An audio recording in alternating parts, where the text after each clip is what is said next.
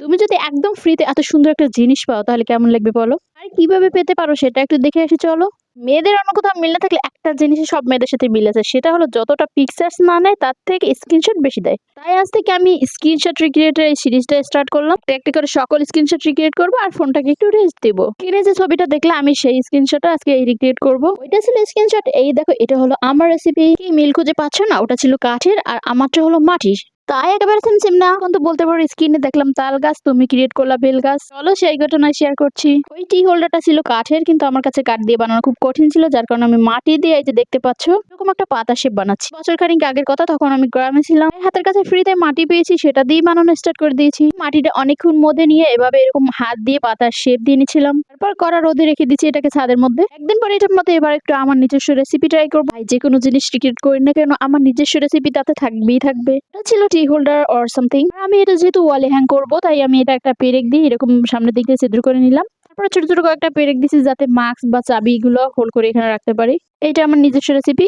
3 দিন করার মধ্যে শুকানোর পর এরকম একটা ফাইনাল লুক পেলাম। এইটা হলো আসল পার্ট, জিনিসটা সুন্দর শেপ দেওয়ার এটাই পারফেক্ট সময়। একটা ছুরির সাহায্যে আমি সুন্দর করে শেপ দিয়ে নিচ্ছিলাম। আসলে এটা ভিডিও করার ইন্টেনশন ছিল না, চাই যখন যেখানে যেরকম কাজ করেছি একটু একটু ক্লিপ নিয়ে রাখছি। এটা অনেক পুরো ছিল যার কারণে আমি একটু শেষে মেজে এটাকে চিকন করে নিলাম। পর ছুরির সাহায্যে মাঝখান দিয়ে একটু পাতার যে ডালা হয় সেটা দিয়ে দিলাম। টি হোল্ডারটা আমি দারাজ বা পেজে দেখছিলাম 300, 400, 250 এরকম করে দাম চাচ্ছিল। আমি এটা ফ্রিতে বানালাম। আর বিশ্বের সবথেকে বড় দাবানল আমার মায়ের চুলা, যেটা সবসময় জ্বলতে থাকে, তার মধ্যে এটা পুড়ে নিলাম। দেখো এখন কিছুটা মিল পাচ্ছ?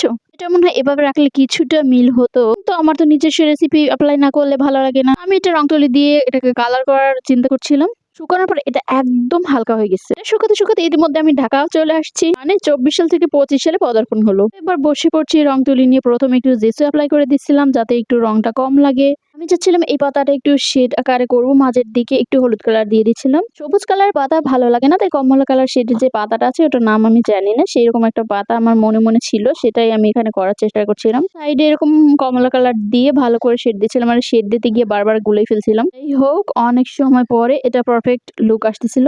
আর আমি এখানে অ্যাক্রিলিক কালার দিয়ে করছিলাম, কালারটা মাটির সাথে একদম অ্যাবজর্ব হয়ে যাচ্ছিল। তারপর এই ব্রেক গুলো একটু কালার করে দিচ্ছিলাম। আমি ছোট ছোট পিন দিতে চাইছিলাম, যেহেতু বাড়িতে ছিলাম তখন হাতের কাছে এই ছোট ব্রেক গুলো পাইছি, এগুলো দিছি।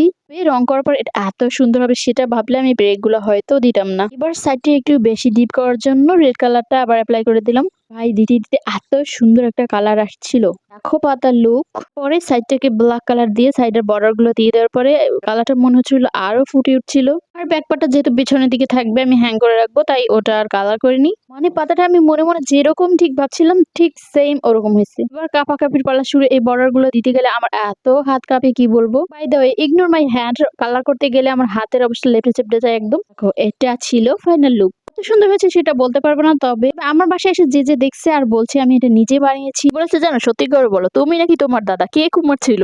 তোমাদের কি ধারণা সেটাও বলে যে কিন্তু কুমারের কাজ মানে মাটির কাজ করতে। কিন্তু বিশ্বাস করো জীবনে আমি এটা কখনো বানাইনি এর আগে। আজ পর্যন্ত সবাই ভালো থেকো। যেটা ভালো লাগলে অবশ্যই শেয়ার করে দিও।